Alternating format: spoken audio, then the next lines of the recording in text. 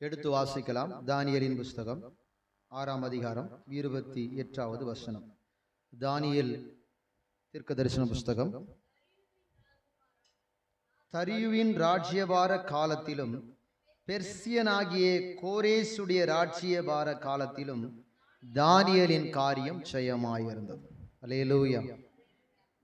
இந்த தானியேலின் காரியம் ஜெயமாயிருக்க என்ன காரணம் என்று சொல்லி நான் வேதாகமத்தை சற்று திருப்பி ஆராய்ந்து கொண்டிருந்தேன். தானியேல் 6ஆம் அதிகாரத்தை திரும்ப நேற்று தினத்துல மாத்திரம் அடிக்கடி வாசித்து கொண்டே இருந்தேன். இந்த 6ஆம் அதிகாரத்தில் மட்டுமல்ல, முழு வேதாகமத்திலும் அநேக காரியங்களை தானியேலை குறித்து நாம் பார்க்க முடியும். இந்த தானியேல் யூதயா தேசத்தை சேர்ந்த ஒரு யூதன். அல்லேலூயா. யூதயா தேசத்தை சேர்ந்த அடிமைகளில் ஒருவன். பாபிலோன் தேசத்திலே நேபுகாத் நேச்சர் ராஜாவின் காலத்திலே சிறைபிடிக்கப்பட்ட வாலிபர்களில் இவரும் ஒருவர். ஆனால் சிறைபிடிக்கப்பட்ட வாலிபர்கள் ஒருவராய் இருந்தவர் எப்படி தேசத்தின் அதிபதிகளில் ஒருவராக, பிரதானிகளில் ஒருவராக உயர்த்தப்பட்டார். அவர் உயர்வுக்கு என்ன காரணம் என்று நாம் இன்று ஆராய போகிறோம். சில ஆண்டுகளுக்கு முன்பதாக, நன்றாய் கவனிக்க வேண்டும், என்னை பாருங்கள், நன்றாய் கவனிக்க. சில ஆண்டுகளுக்கு முன்பதாக ஒரு அரசு நிறுவனத்தில் வேலை செய்து கொண்டிருந்த ஒரு ஐயா, அவருடைய பெயர் கருணாகரன். அவர் இன்றைக்கு இந்த உலகத்திலே மரித்து போய்விட்டார். அவர் எனக்கு ஒரு சில உதவிகளை செய்து கொண்டிருந்தார். பண உதவி அல்ல, எனக்கு சில காரியங்களிலே உதவி செய்து கொண்டிருந்தார். எனக்கு வேண்டிய தகவல்களை பரிமாறி கொண்டிருந்தார், அவ்வளவுதான். சந்தேகமான சில விஷயங்களை அந்த நிறுவனத்தின் சார்ந்து, துறையை சார்ந்த விஷயங்களை கேட்கிற பொழுது எனக்கு ஆலோசனை கொடுப்பார். அவரை நான் திடீரென்று சந்திக்கும்படியாக அநேக நாள் தொலைபேசியில் பேசினேன். அவரை சந்திக்கும்படி ஒரு நாள் போனேன், கடந்து போனேன். என்னன்னா, ரொம்ப வருஷமா போன்லயே பேசிட்டு இருக்கிறோம். ஒரு நாள் அவர் போய் நேரில் பார்த்து ஒரு தேங்க்ஸ் பண்ணிட்டு வருவோம். இன்னைக்கு இந்த தகவலை அவர் நேரடியாக கேட்டு பெற்றுக்கொள்ளலாம்னு சொல்லிட்டு நான் கடந்து போனேன். அவர் நிறுவனத்திலே அவர் துணை மேலாளராக பணியாற்றி கொண்டிருந்தார். அப்போ அவரை நான் சந்திக்கும் போது நான் போன காரியத்தை குறித்து அவரோடு கூட பேசும்போது அப்படியே ஜெபம் பண்ணிட்டு பேசிட்டே இருக்கும்போது சொன்னார், தகவலாம் சொல்லிட்டு ஒரு வார்த்தை சொன்னார். எங்க ஐயா, தேவனுடைய பிள்ளைகளாக இருக்கிறோம், நாம் அடிமைகளாக தான் இருக்கிறோம். நமக்கு மேலே நான் இத்தனை வருஷம் சர்வீஸ் பண்ணிட்டேன், நான் மேனேஜராக வர வேண்டியது, புதுசாக ஒருத்தனை சின்ன பையனை கொண்டு வந்து மேனேஜராக போட்டுட்டு என்னை அவன் கீழே வேலை செய்ய வச்சுட்டாங்கன்னு சொல்லி மன வலியோடு வருத்தத்தோடு சொன்னார். அல்லேலூயா. நன்றாய் கவனிக்க வேண்டும். ஆனால் இந்த தானியேலுடைய வாழ்க்கையிலே அடிமையாய் கொண்டு போகப்பட்டிருந்தாலும், அடிமையின் தேசத்திலே அதாவது தன் தேசத்தை விட்டு மாற்று தேசத்தில் அடிமையாய் கொண்டு போகப்பட்டிருந்தாலும், ஆனால் பிரதானிகளில் ஒருவனாக தானியேல் உயர்வதற்கான காரணம் என்ன? இன்றைக்கு கவனிக்க வேண்டும். கர்த்தரை நீங்கள் அழைக்கப்பட்ட போது ஒரு மாதிரியாக, அல்லது உங்களுடைய குணங்களிலே, உங்களுடைய சுபாவங்களிலே மாற்றம் இல்லாதவர்களால், ஏதோ ஒரு பொருளாதாரத்தில் எந்த விதத்தில் நீங்கள் ஆசீர்வாதம் இல்லாமல், உயர்வு இல்லாமல் சாதாரணமாய் கர்த்தரை தேடி வந்திருக்கலாம். ஆனால் வந்த பிறகு நீங்கள் அப்படியே இருப்பதுதான் ஆபத்து. ஏதோ ஒரு தவறு, ஏதோ ஒரு காரியம் நீங்கள் அறியாமல் இருக்கிறீர்கள் என்று அர்த்தம். அல்லேலூயா. கர்த்தர் தன்னோடு பேசின வார்த்தைகளிலே, தீர்க்க தரிசனங்களிலே, வெளிப்படுத்துகிற வெளிப்பாடுகளிலே நீங்கள் கவனமாயிருந்து ஜெபிக்க தவறுகிற பொழுது நீங்கள் அல்லது நீங்கள் உயர்வு அடைய முடியாது, உரிய ஸ்தானத்தை நீங்கள் அடைய முடியாது. அல்லேலூயா. நான் 10 ஆண்டு கால கிறிஸ்தவன், 50 ஆண்டு கால கிறிஸ்தவன். ஒரு நிறுவனத்தில் 10 ஆண்டுகள் வேலை பார்த்தா அந்த நிறுவனம் குறிப்பிட்ட காலத்துக்கு பிறகு அந்த நபரை ஒரு காரியத்தை தீர்மானித்து வைத்திருப்பாங்க. ஒரு 5 ஆண்டுகள் ஒருவர் பணியாற்றினால், அவர் ஒரு தற்காலிக பணியாளராக பணியாற்றினா 6வது ஆண்டு அவருக்கு என்ன பண்ணுவாங்க, அந்த கம்பெனி நிறுவனத்தின் ஊழியராகவே மாற்றி விடுவார்கள். இப்போ கம்பெனி நிறுவன ஊழியராய் மாறின பிற்பாடு அவருக்கு அந்த நிறுவனம் என்ன பண்ணணும், ஆண்டுக்கு ஒரு முறை இன்கிரிமெண்ட்டை கொடுக்கணும். அல்லேலூயா சொல்லலாமா? ஒரு 5 ஆண்டுகள் பணியாற்றினா அவரை ப்ரமோட் பண்ணி ப்ரமோஷன்ல வைக்கணும். தேவ பிள்ளைய கர்த்தர் ப்ரமோஷன் தருவாரா, தரமாட்டாரா? அல்லேலூயா. கர்த்தர் இன்கிரிமெண்ட் கொடுப்பாரு. நம்ம ஆண்டவர் பணம் கொடுக்கிறவர்ல, நம்ம பணம் கொடுத்தா திரும்பி அதை ஆசீர்வதிச்சு கொடுப்பார். நமக்கு ஆண்டவர் ப்ரமோஷன் கொடுப்பார், உயர்வை கொடுப்பார், கனத்தை கொடுப்பார். சகல விதத்தில் நீங்கள் ஆசீர்வதிக்கப்பட்டு இருப்பீர்கள். காரணம், நீங்கள் தேவனை தொடர்ந்து பிடித்து கொண்டு பயணிக்காக வேண்டும். சரி, இந்த தானியேலுடைய காரியத்துல மேதியனாகிய என்ன சொல்றார் ஆண்டவரங்க, தரியு ராஜ்யபார காலத்திலும் பெர்சியனாகிய கோரேசுடைய ராஜ்யபார காரியத்திலும் தானியேலின் காரியம், அவனுக்கு எவ்வளவு எதிர்ப்புகள் இருந்து தெரியுமா? சொல்லவே முடியாது. அவனுடைய அளவிட முடியாத எதிர்ப்புகள். சரி, நான் முதல் 4 காரியங்கள் உங்களுக்கு நான் சொல்ல போகிறேன் தானியேலை குறித்து. 1ஆம் அதிகாரத்துக்கு நேராக நம்மை திருப்பிக் கொள்வோம். தானியேலின் முதல் காரியம், தானியேல் புஸ்தகத்துல முதல் காரியத்தை நம்ம பார்க்கலாம். தானியேலுக்குள்ள இருந்த எல்லாருக்கும் தெரிந்த ஒன்றுதான், சற்று வித்தியாசமாக நமக்கு ஆவியானவர் உணர்த்துவார் என்று நான் நம்புகிறேன். கர்த்தர் நாம மகிமைப்படுவதாக. 8வது வசனம் எழுதி வைத்துக் கொள்ளுங்கள். தானியேல் ராஜாவின் போஜனத்தாலும் அவர்கள் பானம் பண்ணும் திராட்சை ரசத்தினாலும் தன்னை தீட்டுப்படுத்தலாகாது என்று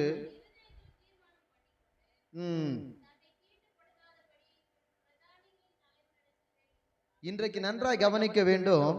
தானியேல் ஆகாரத்தினாலே தன்னை தீட்டுப்படுத்த கூடாது என்பதிலே கவனமாய் இருந்து, அதாவது ராஜாவின் போஜனம், அந்த பெல்தேஸ், அந்த பாபிலோன் தேசத்தின் உணவு பழக்கம் எப்படி இருந்ததோ எனக்கு தெரியாது.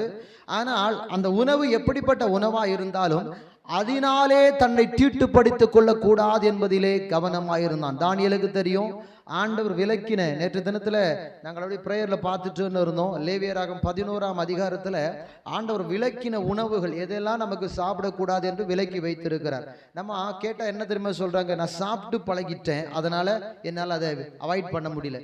நல்லது ஆண்டவர் கொடுத்தா நம்மளால என்ன பண்ண முடியல, நான் சாப்பிட்டு பார்த்ததுல பழக்கம் இல்லை, ஏதோ ஒரு காரியம் தேவனுடைய காரியங்களை நாம் ஏற்றுக்கொள்ள கூடாதபடி, தேவனுடைய ஆண்டவர் நியமித்திருக்கிற அந்த நியமத்தை ஏற்றுக்கொள்ள கூடாதபடி நம் இருதயம் தடை செய்து கொண்டிருக்கிறது. அப்ப நம்மை நாமே வஞ்சிக்கிறவர்களா இருக்கிறோம் என்கிற வார்த்தை பொருத்தமான ஒரு வார்த்தையாகத்தான் இருக்கிறது. தேவனுக்கு எதை பிடிக்குமோ அது நமக்கும் பிடிக்கணும்.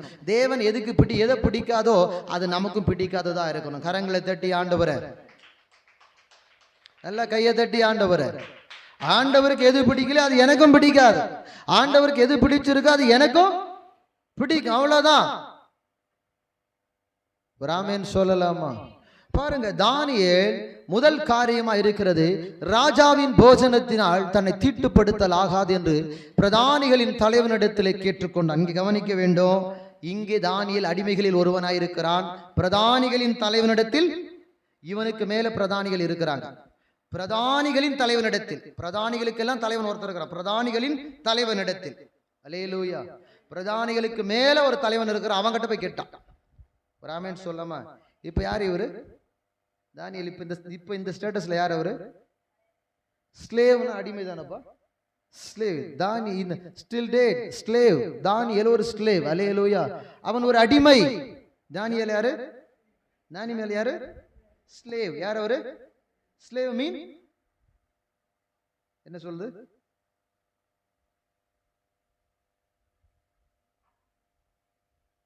அடிமை. அடிமைக்கு என்ன அர்த்தம்? இங்கிலீஷ் பைபிள்ல பாருங்க, ஆங்கில வேதாகமத்துல சேவா. இங்கிலீஷ் பைபிள் அப்படி இல்லையா?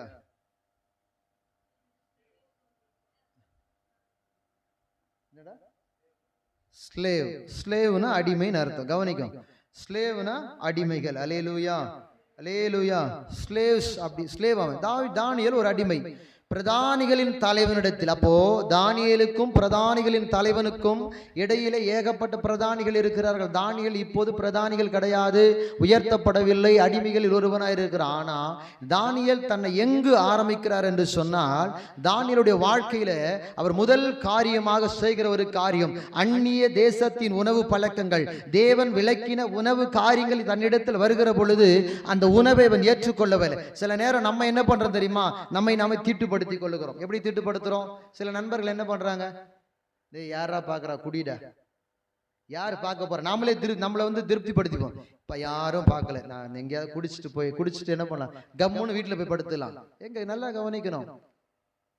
அப்போ தானியேல் சாப்பாட்டுல தீட்டுப்படுத்தல்னா, நீங்க எதில் உங்களை தீட்டுப்படுத்தி கொண்டு இருக்கிறீங்க? எந்த காரியம் உங்களை தீட்டுப்படுத்துகிறது? அதற்கு நீங்கள் விளக்க வேண்டாமா? உங்களை அவன் கூப்பிட்டான், நான் அங்க போயிட்டேன் பாஸ்டர், நீ கூப்பிட்டா அவன் இங்க வருவானா? உன்னை பிசாசு வஞ்சிக்கும்படி அவனை பயன்படுத்தி இங்கிருந்து உன்னை அழைத்து கொண்டு போகிறான். அவனை பிசாசு கெட்டியா பிடிச்சு வச்சிருக்கிறான். அப்போ அங்கிருந்து அவனை கொண்டு வருவதற்கு எவ்வளவு ஜெபம் தேவைப்படுகிறது. சரி, அது பக்கம் விட்டுடும். உன்னை அழைத்து கொண்டு போகிறது எதையும் சொல்லாம போயிடுற. அல்லேலூயா, அல்லேலூயா, அல்லேலூயா. கர்த்தருடைய பரிசுத்த நாமம் மகிமைப்படுவதாக.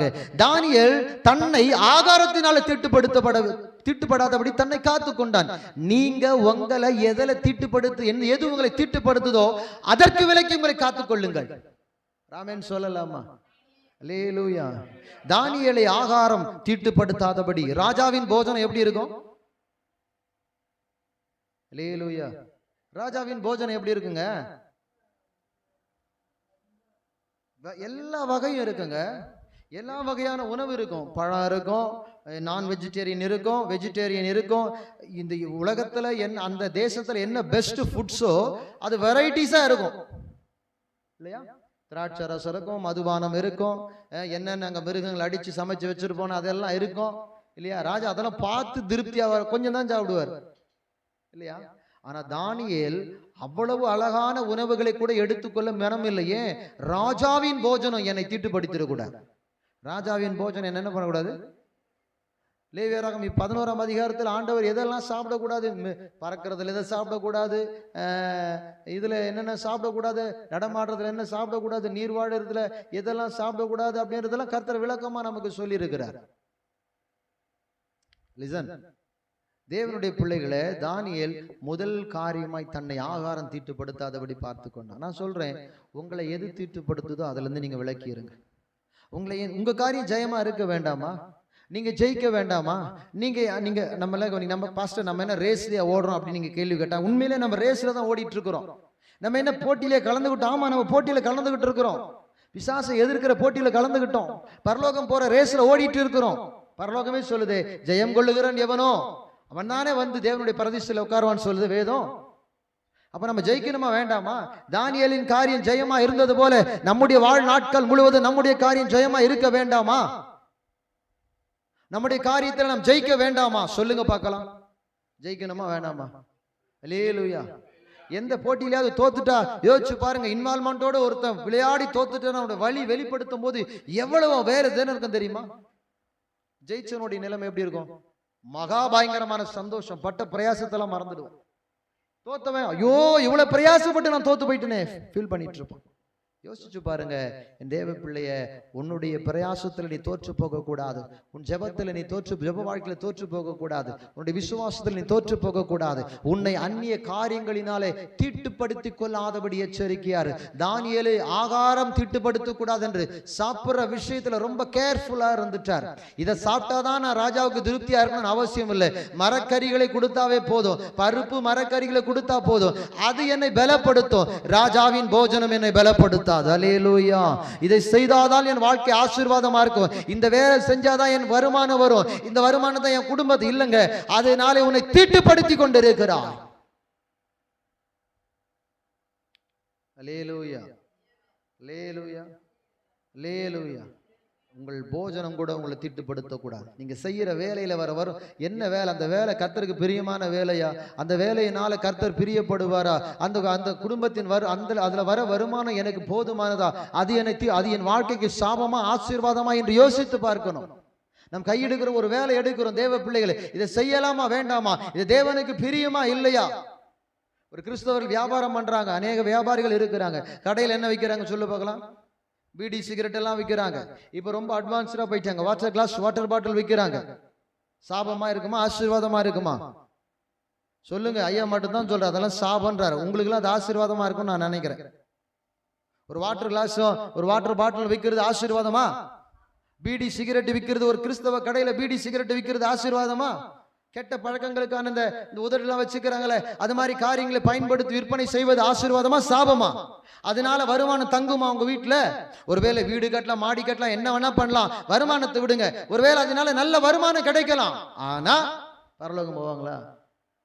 அது அவங்களை திட்டுப்படுத்தி விட்டது அல்லவா? நாங்க நிறைய அந்த வருமானத்தில் நிறைய காணிக்க கொடுக்கிறோம், கர்த்தர் ஏற்றுக்கொள்வாரா? ஒரு அம்மா தன் வியாபாரத்துல வர காணிக்கலாம் எடுத்து தசம் பாகமா வச்சிருந்து. ஒரு நாள் நான் போனேன் அவங்க வீட்டுக்கு, ஏதோ சந்தர்ப்பம் கூப்பிட்டுருந்தாங்க, போனேன், ஜோம் பண்ணிட்டு போனேன். எனக்கு அன்னைக்கு ரொம்ப பெரிய கஷ்டம். நான் ஜோம் பண்ணிட்டு கிளம்பும் போது இந்த மிளகாத்தூளை அல்லது பருப்பை பேப்பர்ல மடிச்சு கொடுக்குற மாதிரி காசை மடிச்சு வச்சிருந்தாங்க. அதை அப்படியே எடுத்து கொடுத்தாங்க. என்ன சிஸ்டர்னு கேட்டேன். இல்லை பாஷா, இது எங்க சபை, எங்க சபைக்கு கொடுக்க வேண்டிய தசமாக, இது கத்தர்னு சொல்ல, இந்தாங்க உங்களுக்கு அப்படின்னு சொல்லி கொடுத்தாங்க. சந்தோஷப்பட்டேன். ஏன்னா காசு நம்ம கையில் இல்லாத காலகட்டத்தில் கர்த்தர் இப்படி ஒரு காரியத்தை செய்கிறாருன்னு சொல்லிட்டு நான் வாங்கிட்டு அப்படி இந்த வாசற்படியை தாண்டும் போது கர்த்தர் சொல்றாரு, திருப்பி கொடுத்துரு அப்படின்ட்டார். திருப்பி நான் யோசிச்சு, என்ன ஆண்டவரே, காசு இல்லாத கஷ்டத்தில் வந்திருக்கிற வண்டிக்கு பெட்ரோல் போட்டுன்னு நீங்கள் திருப்பி கொடுன்னு சொல்கிறீங்களா ஆண்டவர்னு சொல்லி யோசிச்சுட்டே இருக்கிறேன். மனசில் ஒரே அழுத்தம், பாரம். அந்த வாசலுக்கு அந்த பக்கம் நின்றுட்டு நான் சொல்கிறேன், அவங்க இந்த பக்கத்தில் நிற்கிறாங்க. சொல்கிறேன், சிஸ்டர் இந்த காணிக்கை எனக்கு வேண்டாம், கர்த்தர் இதை நீங்களே வச்சுக்கோங்க. ஏன் பாஸ்டர்னாங்க. இல்லைம்மா, எனக்கு ஆண்டவர் உணர்த்தலை, இது உங்க வேற யாருக்கும் வச்சிருக்கிறார் போல, இது எனக்கு இல்லை சிஸ்டர்னு சொல்லி சமாளித்து அந்த காணிக்கை கொடுத்துட்டு வந்து பைக் எடுத்துட்டு வெளியே வரேன். எனக்கு கஷ்டம்தான். திரும்பி பெட்ரோலுக்கு மட்டும்தான் போட்டுன்னு வந்திருக்கிறேன், கையில் சுத்தமாக இல்லை, வீட்லேயும் ஒன்றும் இல்லை. அப்புறம் அந்த வழியில் வரும்போது இன்னொரு சகோதரி என்னை கூப்பிட்டு ஜெபம் பண்ண கூப்பிட்டாங்க. வாங்க பார்த்துட்டு உள்ளே கூப்பிட்டு போனாங்க. பேசினோம், அவங்க ஹஸ்பண்ட் ஒய்ஃப் இருந்தாங்க. ஜெபம் பண்ணோம். ஜெபம் பண்ணி முடிச்சிட்ட பிறகு அவங்க ஒரு காணிக்கை கொடுத்தாங்க. அல்லேலூயா. பாருங்க, தேவன் நமக்கு ஒரு காரியத்தை செய்கிறார். அது பார்த்தா இதில் குறித்து நான் அப்போ கேட்டேன், வாங்கின வெளியே நிற்கும் போது, ஏசப்பா இதையும் கொடுத்துணுமா, எடுத்து போகணுமா, எதையும் கொடுக்கணுமா, எடுத்துக்கிட்டு போகணுமான்னு கேட்டேன். ஆண்டவர் ஒன்றுமே சொல்ல. அப்போ நம்ம எடுத்துக்க சொல்கிறாருன்னு அர்த்தம். அல்லேலூயா. வேணான்றதை வேணான்னு சொன்னார். ஆண்டவர் அமைதியாகிறார். அப்போ ஓகே, தேங்க்ஸ் லார்ட் ஜீசஸ், நன்றி சொல்லி அந்த ஆஃபரிங் எடுத்துன்னு கவனிங்க. எந்த காரியம் உங்களை தீட்டுப்படுத்தக்கூடாது. தானியேல் ஆகாரத்தினால தன்னை தீட்டுப்படுத்தாம ஜாக்கிரதையா இருந்தாரு. நீ உன்னை எந்த காரியத்திலும் தீட்டுப்படுத்திக்காத. சாப்பாட்டு விஷயமா இருக்கட்டும், அல்லது நீ உடுத்துகிற வஸ்திரத்தின் உடைகளா இருக்கட்டும், அல்லது வேற எந்த காரியமா இருக்கட்டும், பிரயாணத்துல நீ போகிற காரியங்கள், சொந்தக்கார் பந்தக்கார் கூப்பிடுறாங்கன்னு சொல்லி அந்நிய காரியங்களை போய் அங்க இங்க அமர்ந்திருந்து உன்னை தீட்டுப்படுத்திக் கொள்ளாத. நான் என் சொந்தக்காரன் கூப்பிட்டா நான் போனேன் பாஸ்டர்னு சொல்லாத. என்கிட்ட வந்து உன்னை எந்த காரியம் தீட்டுப்படுத்தாதபடி ஜாக்கிரதையா. ராமேன்னு சொல்லலாமா? அல்லேலூயா, அல்லேலூயா. தானியேல் எந்த காரியமும்